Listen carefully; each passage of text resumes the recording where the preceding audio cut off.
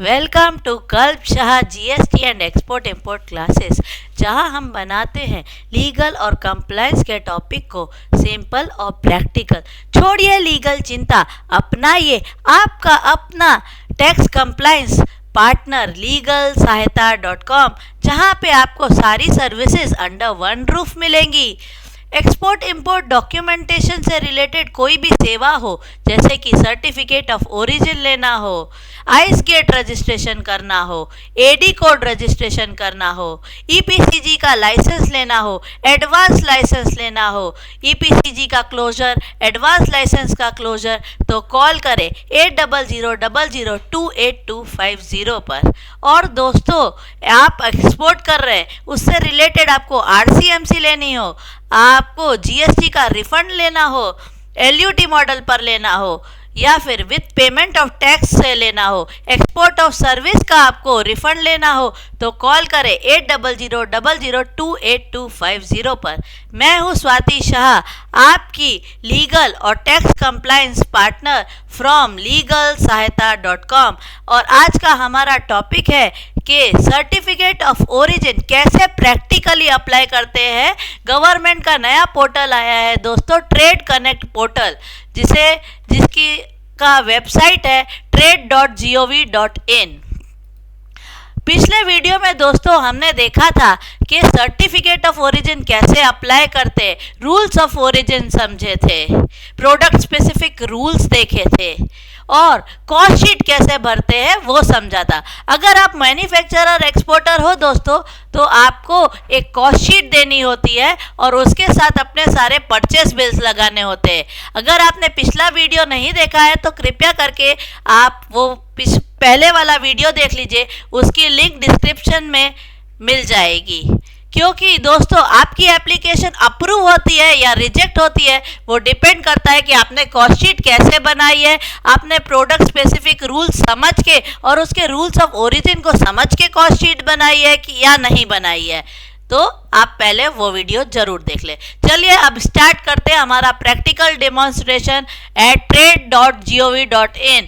आपको गूगल में लिखना है, या तो ट्रेड कनेक्ट पोर्टल लिख दीजिए, या तो आप वेबसाइट का एड्रेस टाइप करिए www.trade.gov.in। तो ये दोस्तों आपकी वेबसाइट खुल जाएगी trade.gov.in।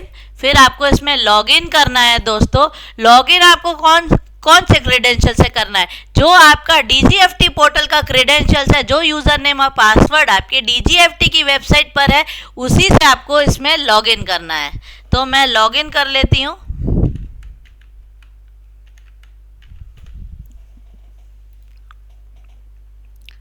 अब ऊपर जाना है, गेट सर्टिफिकेट ऑफ ओरिजिन दबाना है, फिर apply for certificate of origin दबाना है, फिर स्टार्ट फ्रेश एप्लीकेशन करनी है। अब देखिए दोस्तों, यहाँ पे आपको आईसी ब्रांच सिलेक्ट करनी है। यहाँ पे जीएसटी इन नंबर नहीं दिख रहा है, तो मैं दूसरी ब्रांच सिलेक्ट करती हूँ। तो यहाँ पे जीएसटी इन नंबर दिखने लगा है। अगर दोस्तों यहाँ पे आपको जीएसटी इन नंबर नहीं दिख रहा है, तो आपको डीजीएफटी की वेबसाइट पर जाकर आपको आपके प्रोफाइल आईसी अपडेट करना पड़ेगा और वहाँ पे आपको जीएसटी नंबर मेंशन करना पड़ेगा। फिर आपको यहाँ पे trade.gov.in की वेबसाइट पे ऑटोमेटिकली आपको आपका जीएसटी नंबर दिखने लगेगा। जब तक ये नहीं दिखेगा तब तक आगे नहीं जाएगी आपकी एप्लीकेशन। यहाँ पे अगर आपको पोस्टल डिलीवरी लेनी है सीओ की, तो आप यस कर सकते हैं, नहीं तो नॉर्मल केसेस में हम नो ही रखते हैं। जो डिजिटली साइंड कॉपी सीओ की अप्रूव होके आती है, नॉर्मली वो चलती है। अब डिक्लेरेशन में I have updated my profile, फिर सेव एंड नेक्स्ट। अब देखिए दोस्तों, यहाँ पे सर्टिफिकेट डिटेल्स का कॉलम है, दूसरा importer detail, invoice detail, 3 columns है फर्स्ट पेज पे। तो सर्टिफिकेट ऑफ ओरिजिन, जैसे हमने पिछले वीडियो में समझा था, प्रेफरेंशियल या फिर नॉन प्रेफरेंशियल। तो प्रेफरेंशियल सर्टिफिकेट ऑफ ओरिजिन क्या होता है दोस्तों? जब आप प्रेफरेंशियल सर्टिफिकेट ऑफ ओरिजिन दे रहे हैं, मतलब जो एक्सपोर्टेड गुड्स इंडिया में से जा रहा है, सपोज करो वो यूएई को जा रहा है और इंडिया और यूएई के बीच में फॉरेन ट्रेड अग्रीमेंट है, तो ये जो एक्सपोर्टेड गुड्स है जो यूएई को जा रहा है, तो यूएई की कस्टम अथॉरिटी, क्योंकि ये माल इंडिया से आया है, इसके लिए उसके ऊपर इंपोर्ट ड्यूटी या तो कम लगाएगी या तो बिल्कुल भी नहीं लगाएगी। तो उसको कहते हैं दोस्तों प्रेफरेंशियल सर्टिफिकेट ऑफ ओरिजिन। मतलब आपको प्रेफरेंस दिया जा रहा है, इंडिया को प्रेफरेंस दिया जा रहा है कि इंडिया का माल आ रहा है तो यूएई उसके ऊपर इंपोर्ट ड्यूटी नहीं लगाएगी। और non preferential certificate of origin दोस्तों, सबसे पहले तो सर्टिफिकेट ऑफ ओरिजिन क्या होता है? सर्टिफिकेट ऑफ ओरिजिन का मतलब ये है कि वो खाली और खाली आपको एक सर्टिफिकेट दे रहे हैं, एक्सपोर्ट इंस्पेक्शन काउंसिल आपको सर्टिफिकेट दे रही है कि ये जो गुड्स है ये कौन सी कंट्री में प्रोड्यूस हुआ है। तो अगर हम अपने trade.gov.in की गवर्नमेंट की वेबसाइट पे, हमारी इंडिया की वेबसाइट पे अप्लाई करते हैं तो हमको जो सर्टिफिकेट मिलता है वो आपको बता रहा है कि ये जो गुड्स आ रहे हैं, ये गुड्स जो प्रोड्यूस हुए वो इंडिया में प्रोड्यूस हुए हैं। तो नॉन प्रेफरेंशियल सीओ के लिए दोस्तों हम अलग से दूसरा वीडियो बनाएंगे। अभी हम प्रेफरेंशियल सीओ समझते हैं जो सबसे मेन सीओ है, क्योंकि इसी के ऊपर से इंपोर्ट ड्यूटी आपके बायर की कम लगेगी या तो बिल्कुल नहीं लगेगी। तो आपका जो कंपटीशन है वो आपको फेयर प्राइस पे मिलेगा, क्योंकि इंडिया यूएई का चाइना के साथ कोई अग्रीमेंट नहीं है, तो आपका कंपटीशन चाइना के साथ से एकदम नील हो जाता है। अब देखिए यहाँ पे फॉरेन ट्रेड अग्रीमेंट कितने अलग अलग प्रकार के हैं, जो मोदी जी सब जगह हाय हेलो करके आते, हाथ दोस्ती का हाथ मिला के आते, वो उसी को कहते हैं फॉरेन ट्रेड अग्रीमेंट। जैसे सबसे पहले आपको यहाँ पे दिख रहा है India Japan comprehensive economic partnership agreement, India का कोरिया के साथ है, साफ्टा साउथ एशियन कंट्रीज के साथ है, इसी तरह श्रीलंका के भी साथ है, थाईलैंड के साथ है, सिंगापुर के साथ है, ऑस्ट्रेलिया के साथ है, मॉरिशस के साथ है और यूएई के साथ भी है। तो आज हम यूएई की सर्टिफिकेट ऑफ ओरिजिन कैसे भरते हैं वो समझते हैं। बाकी नॉर्मली सारे सर्टिफिकेट ऑफ ओरिजिन अलग अलग तरीके से इसी सेम प्रोसेस से ही जाते हैं, पर थोड़े थोड़े माइनर चेंजेस होते हैं। तो आज आईयू सेपा समझते हैं।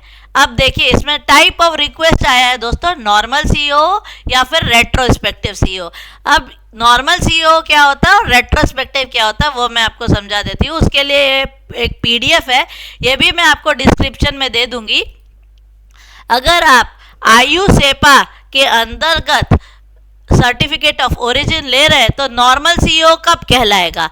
नॉर्मल सीओ कहलाएगा प्रायर टू और within 5 working days of date of export. मतलब आपने एक्सपोर्ट करने से पहले अगर अप्लाई किया है तो आप नॉर्मल सीओ अप्लाई कर सकते हैं, और अगर आपने एक्सपोर्ट कर भी दिया है लेकिन 5 दिन के अंदर अंदर आप ये trade.gov.in की वेबसाइट पे जाके सर्टिफिकेट ऑफ ओरिजिन फाइल कर रहे हैं तो आप नॉर्मल सीओ के केस में फॉल करते हैं।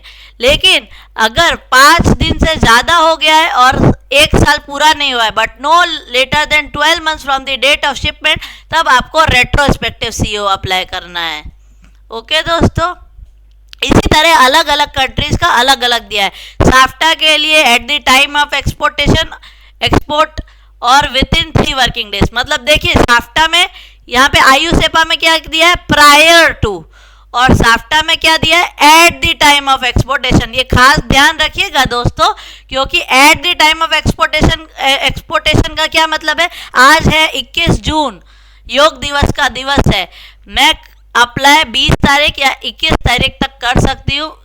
उससे पहले 20 या 21 से पहले किया ना, मतलब आपने 10 तारीख को चाहा कि 10 जून को मैं साफ्टा अप्लाई कर लूँ और मेरा एक्सपोर्ट तो 21 जून को है, तो भी आपको रीसबमिशन आ जाएगा और वो बोलेंगे कि जब आपका एक्सपोर्ट होने वाला है दोस्तों तभी आप अप्लाई करिए, और विद इन 3 वर्किंग डेज। मतलब एक्सपोर्ट हो भी गया तो भी 3 वर्किंग डेज के अंदर आप साफ्टा अप्लाई कर रहे हैं तो आप नॉर्मल सीओ के अंदर अप्लाई कर सकते हैं। 3 वर्किंग डेज से बियॉन्ड हो गया, और देखिए यहाँ पे खास लिखा है, but no longer than 45 days of shipment, retrospective में लिखा है दोस्तों। मतलब आयु सेपा वाले तो एक साल के अंदर अंदर आप कभी भी अप्लाई करो तो भी आपको सर्टिफिकेट ऑफ ओरिजिन दे देंगे, लेकिन साफ्टा वाले 45 डेज हो गए उसके बाद आपको शिपमेंट नहीं देंगे, सर्टिफिकेट ऑफ ओरिजिन नहीं देंगे। ओके, इसी तरह से अलग अलग है, सारी कंट्रीज का है, ये पीडीएफ मैं आपको लगा दूंगी, आप चेक कर सकते हैं। इंडिया और जापान में भी देख लीजिए, at the time of shipment है और 3 वर्किंग डेज है, और रेट्रोस्पेक्टिव के लिए 9 मंथ्स का टाइम दिया हुआ है, तो वो आपको चेक कर लेना है। तो अभी हम नॉर्मल सीओ अप्लाई कर रहे हैं। अब इसमें अलग अलग इशूइंग एजेंसी दी है दोस्तों, लेकिन आपको एक्सपोर्ट इंस्पेक्शन काउंसिल चूज करना है, क्योंकि वही सबसे फास्ट और सबसे अच्छे से जवाब देती है। अब मैं अहमदाबाद से हूँ दोस्तों, तो मैं मेरी एक्सपोर्ट इंस्पेक्शन एजेंसी चूज़ करूँगी। मैं मुंबई चूज़ करूँगी, वेस्टर्न रीजन पूरा का पूरा मुंबई रीजन में आ रहा है। मुंबई और गुजरात के सारे ऑफिसेज यहाँ पे मुंबई में आ रहे हैं। देखिए, मुंबई सब ऑफिस, अहमदाबाद, वडोदरा, गोवा, पोरबंदर, राजकोट, रत्नागिरी, वेरावल, गांधीधाम। अब सपोज करिए मैं भुज में हूँ तो मैं गांधीधाम चूज करूंगी, मैं अहमदाबाद में हूँ तो मैं अहमदाबाद चूज करूंगी, मैं बड़ोदरा से हूँ तो मैं वडोदरा चूज करूंगी। जो भी आपकी नियरेस्ट सब ऑफिस पड़ती है आप वो ऑफिस चूज करेंगे। अब यहाँ पे सेकंड है इम्पोर्टर डिटेल्स। तो इसके लिए हम हमारे इनवॉइस में जाते हैं, तो अटैचमेंट्स क्या क्या लगाने होते हैं दोस्तों वो भी समझ लेते हैं। इसके लिए सर्टिफिकेट ऑफ ओरिजिन भरने से पहले आपके पास क्या क्या चीज़ें हैंडी होनी चाहिए। सबसे पहला तो बेसिक डॉक्यूमेंट्स है, इनवॉइस, पैकिंग लिस्ट, और अगर आप मैन्युफैक्चरर हो तो आपको एक कॉस्ट शीट देनी होगी, और अगर आप आयु सेपा अप्लाई कर रहे हो तो आपको एक एनेक्सर 3A में भी कॉस्ट शीट देनी होगी। ये 2 कॉस्ट शीट सर ने आपको समझाई थी लास्ट वीडियो में, वो आप देख सकते हैं। ये है नॉर्मल कॉस्ट शीट और सेकंड है आयु सेपा कॉस्ट शीट। आयु सेपा ने भी एक फॉर्मेट दिया हुआ है मिनिमम रिक्वायर्ड इंफॉर्मेशन का एनेक्सर 3A में, उस हिसाब से आपको 2 कॉस्ट शीट देनी है अगर आप मैन्युफैक्चरर एक्सपोर्टर हो। तो अगर आप मर्चेंट एक्सपोर्टर हो तो आपको ये कॉस्ट शीट नहीं देनी है, आपको एक मैन्युफैक्चरर डिक्लेरेशन देना है दोस्तों। वो मैन्युफैक्चरर डिक्लेरेशन समझ लेते। ये डिक्लेरेशन आपको आपने जिसके पास से खरीदा है मैन्युफैक्चरर जो है उसके लेटर हेड पे लेना है। वो उसमें लिख के देगा this is to undertake that we have supplied the products. अब सपोज करो शर्ट है वो आपको और आप शर्ट एक्सपोर्ट करो तो प्रीमियम शर्ट आ जाएगा to the name of the exporter, मतलब यहाँ पे आपका नाम आएगा और आपकी कंपनी का एड्रेस आएगा। वाइड इनवॉइस नंबर, उसने जो भी इनवॉइस काटा है वो dated for export. Name of the country, आपकी कंट्री का नाम आ जाएगा यहाँ पे। आप जैसे यूएई में दे रहे हो तो यूएई आ जाएगा। The product listed in the invoice has been manufactured by us at, तो अब उसके मैन्युफैक्चरर की लोकेशन आ जाएगी। वो बोल रहा है यूजिंग इंडिजीनियस रॉ मटेरियल और कंपोनेंट्स, मतलब वो मैन्युफैक्चरर बता रहा है कि ये जो गुड्स है मैं जो सप्लाई कर रहा हूँ और ये जो मर्चेंट एक्सपोर्टर है ऐसे का ऐसा सेम गुड्स एक्सपोर्ट कर दे रहा है, वो बना है भारत की सरजमी पर और वो भारत सारे रूल्स ऑफ ओरिजिन आयु सेपा के फॉलो करता है। यहाँ में नेम ऑफ FTA में आ जाएगा आयु CEPA, Indian UAE comprehensive economic partnership agreement. Short form में ना लिखिएगा, पूरा लिखिएगा, ठीक है दोस्तों। और वो मैन्युफैक्चरर जो है वो लेटर हेड पे साइन और स्टैम्प करके दे देगा। अब चलिए आगे बढ़ते हैं। इम्पोर्टर डिटेल, तो आपके इनवॉइस में इम्पोर्टर कौन है वो देख लेते हैं। ये तो डमी इनवॉइस हमने बनाया है खाली ट्रेनिंग पर्पस के लिए, तो इम्पोर्टर का नाम लिखती हूँ।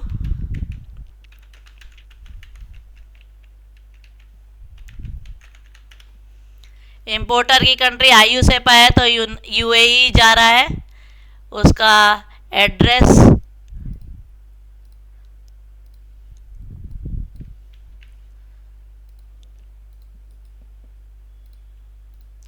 लिख लिया हमने। अब देखिए दोस्तों, यहाँ पे मैन्युफैक्चरर डिटेल्स लिखनी है। अगर आप खुद मैन्युफैक्चरर हो तो आप अपनी डिटेल लिखोगे। लेकिन अगर आप मर्चेंट एक्सपोर्टर हो तो जिसके पास से आपने मैन्युफैक्चरर डिक्लेरेशन लिया है उसकी डिटेल्स यहाँ पे आएगी और यहाँ पे मेरा एड्रेस आ जाएगा।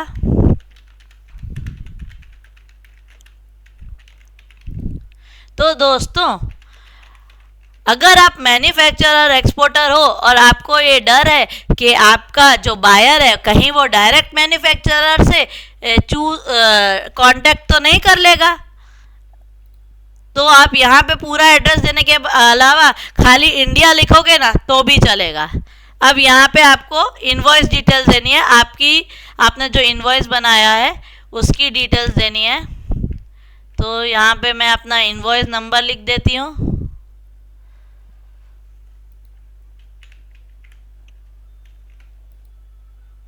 इनवॉइस डेट आज 21 जून है, अंतर्राष्ट्रीय योग दिवस।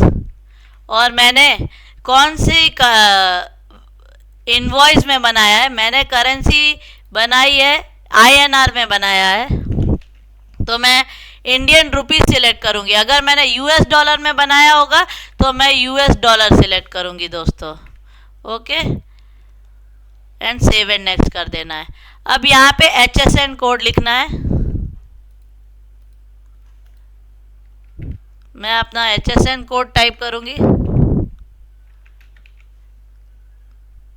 फिर वही HSN कोड वापस लिखना है। डिस्क्रिप्शन प्रीमियम शर्ट है हमारी, ये सेम एग्जाम्पल के ऊपर से ही हमने कॉस्ट शीट आगे पिछले वीडियो में समझाई है, तो वो आप जरूर देखेंगे। ग्रॉस क्वांटिटी 1 पीस है।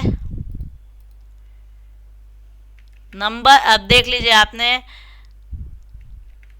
1 नंबर ग्रॉस क्वांटिटी। अब आप चाहें तो बायर के हिसाब से ग्रॉस क्वांटिटी और नेट क्वांटिटी दोनों भी लिख सकते हैं, या फिर खाली ग्रॉस क्वांटिटी लिखना हो तो वो भी लिख सकते हैं, जैसा आपको सर्टिफिकेट पे छपा ना हो। अब हमारी कॉस्ट शीट में जाते हैं। हमारी FOB वैल्यू है 2500। मार्क्स एंड नंबर्स में आप जो भी लिखना चाहें 01 पैकेज लिख सकते हैं।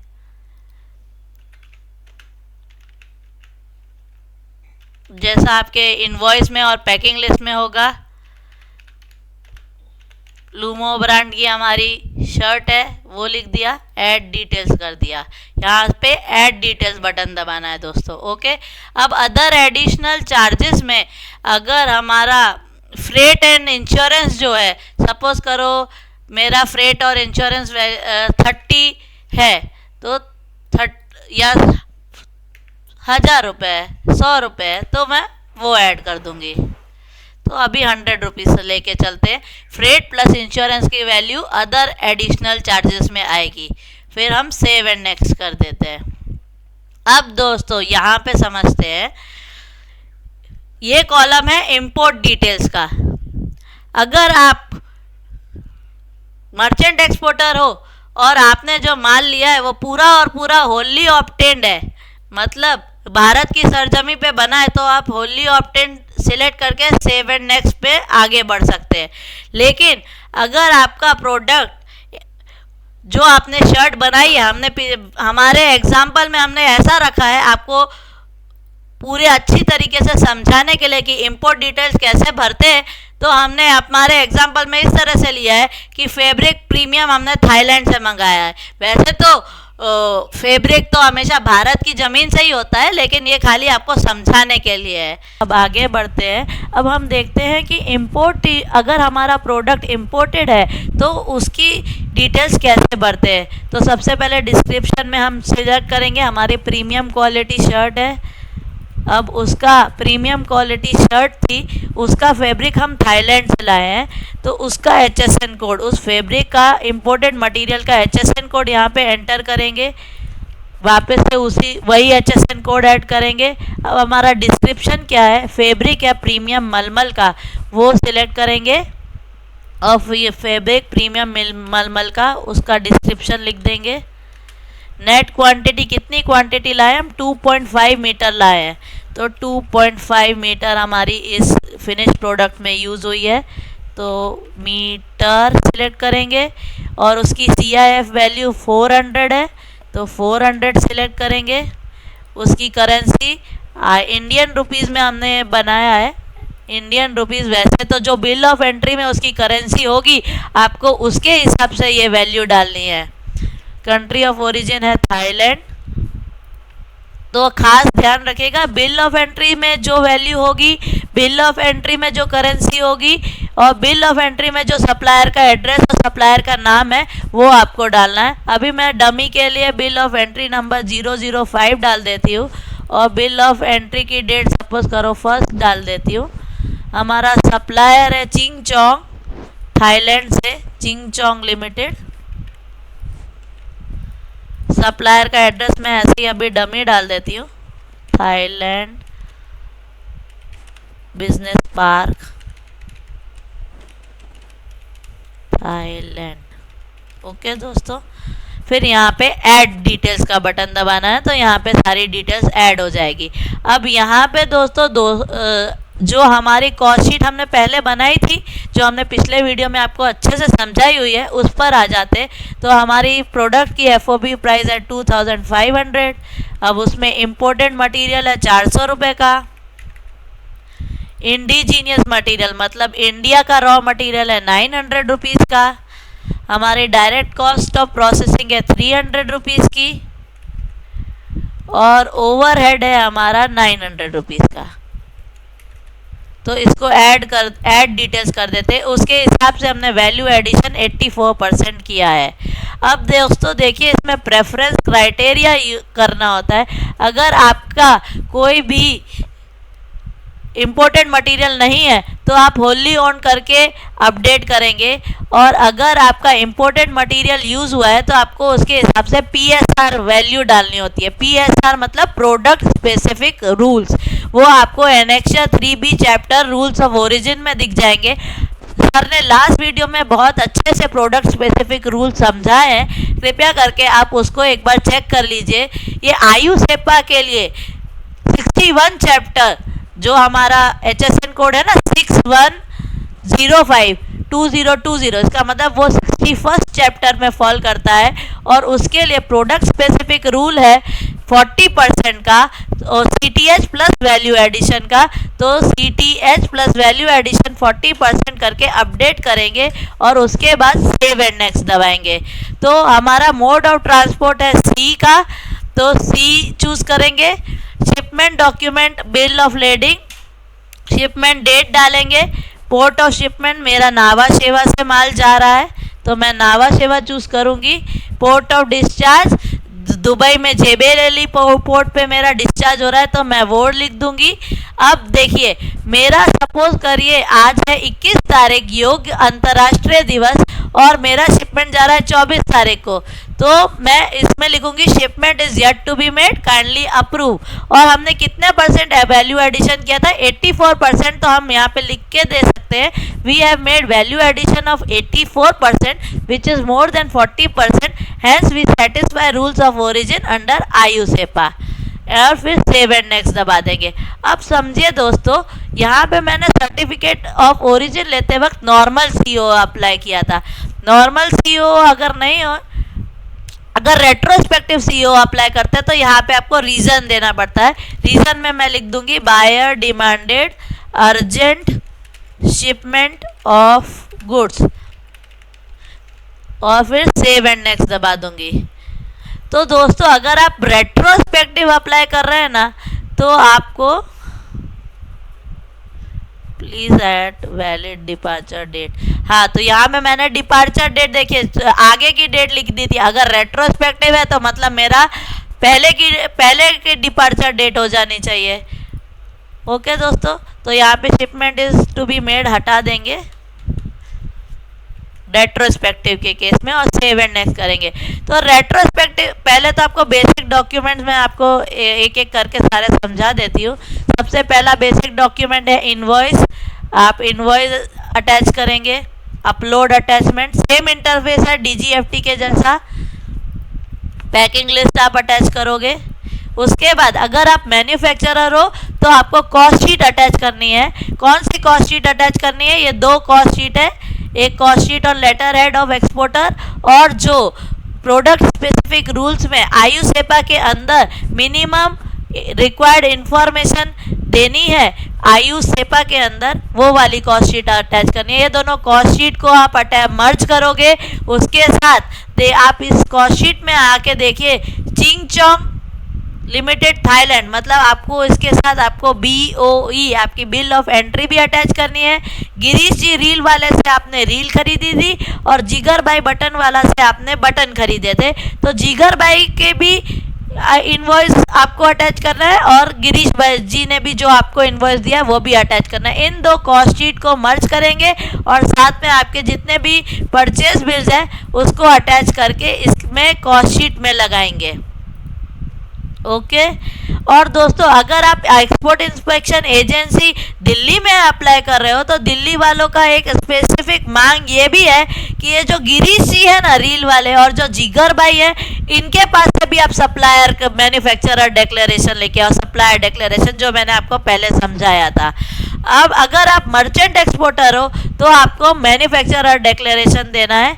वो मैन्युफैक्चरर डिक्लेरेशन का ये जो फॉर्मेट है ये आपको डिस्क्रिप्शन में मिल जाएगा। ये आपको आपके मैन्युफैक्चरर के लेटर हेड पे लगाना है और आपके जो परचेस बिल है उसको इसके साथ मर्ज करके आपको मैन्युफैक्चरर डिक्लेरेशन लगाना है। अब बात हो गई नॉर्मल सीओ और रेट्रोस्पेक्टिव सीओ की। अगर आपका नॉर्मल सीओ है तो आपको कोई अटैचमेंट लगाने की ज़रूरत नहीं है दोस्तों। पर अगर आप टाइम लिमिट क्रॉस हो चुका है और आप रेट्रोस्पेक्टिव सीओ यूज़ कर रहे हैं इस डॉक्यूमेंट के हिसाब से, तो आपको रेट्रोस्पेक्टिव इशू के लिए एक IR लेटर देना होता है। उसका एक ऐसा फॉर्मेट है, आप इशूइंग एजेंसी को नाम देंगे जैसे कि एक्सपोर्ट इंस्पेक्शन एजेंसी अहमदाबाद, हमारा डिस्पैच नावा सेवा से, शिपमेंट की डेट, इनवॉइस नंबर, आपका बिल ऑफ लेडिंग नंबर, और हम बोलेंगे कि बायर ने अर्जेंट शिपमेंट मंगाया था इसलिए हम पहले से सर्टिफिकेट ऑफ ओरिजिन नहीं अप्लाई कर पाए, कृपया करके आप हमको इशू कर दीजिए। तो ये जो फॉर्मेट है issuance of retrospective certificate of origin का, ये आप अपने लेटर हेड पर लेंगे और साइन और स्टैम्प करके यहाँ पे रेट्रोस्पेक्टिव इशुएंस लेटर लगाएंगे। अगर आपका बिल ऑफ लेडिंग बन चुका है तो आप बिल ऑफ लेडिंग भी अटैच कर सकते हैं, नहीं तो आप शिपिंग बिल भी अटैच कर सकते हैं। तो ये थे basic document, invoice, packing list, cost. अगर आप मैन्युफैक्चरर हो तो cost sheet with your raw material bills. अगर आप मर्चेंट एक्सपोर्टर हो तो manufacturer declaration with purchase bill. अगर आप नॉर्मल सीओ अप्लाई कर रहे हो तो आपको IR लेटर देने की ज़रूरत नहीं है। अगर आप रेट्रोस्पेक्टिव सीओ अप्लाई कर रहे हैं तो आपको IR लेटर देने की ज़रूरत है प्लस बिल ऑफ लेडिंग देने की ज़रूरत है। अगर आप रेट्रोस्पेक्टिव अप्लाई कर रहे हैं तो बिल ऑफ लेडिंग भी कंपलसरी डॉक्यूमेंट होता है। अब सेव एंड नेक्स्ट करके आप यहाँ से प्रीव्यू सर्टिफिकेट कर सकते हो। यहाँ पे सर्टिफिकेट को प्रीव्यू करके देख सकते हैं। अगर आप ये अपने बायर को भी भेज सकते हैं, बायर इसमें अगर कुछ चेंजेस करना चाहे तो उस हिसाब से आप चेंजेस कर सकते हो। तो ये इस तरह से आपको आपका सर्टिफिकेट ऑफ ओरिजिन मिल जाएगा। यहाँ पे देखिए आपने प्रीव्यू सर्टिफिकेट किया तो यहाँ पे लिखा इशूड रेट्रोस्पेक्टिवली। अगर मैं इसको चेंज कर देती हूँ और मैं आगे नॉर्मल सीओ कर दूंगी तो ये जो टिक मार्क है ये चली जाएगी और सबमिशन करने के बाद यहाँ पे आपने पूरा फॉर्म आप एक बार वापस से चेक कर सकते हो आपने कैसे भरा है। प्रिंट समरी करके आपने जो भी डिटेल्स भरी है वो आपको एक बार वापस चेक कर सकते हैं। उसके बाद नीचे जाएंगे, जैसे ही DGFT के पोर्टल में आप साइन करते हो उसी तरह से आप आधार ई साइन या फिर डिजिटल सिग्नेचर के मदद से साइन करके सबमिट कर सकते हैं। गवर्नमेंट फीस जो प्रेफरेंशियल सीओ की है वो 708 रुपीज़ है और जो नॉन प्रेफरेंशियल की है वो 236 रुपीज़ है। आप UPI पेमेंट या फिर नेट बैंकिंग से या फिर क्रेडिट कार्ड से, डेबिट कार्ड से कैसे भी पेमेंट कर सकते हैं और उस जैसे ही आपका पेमेंट सक्सेस होता है आपकी एप्लीकेशन सबमिट हो जाती है।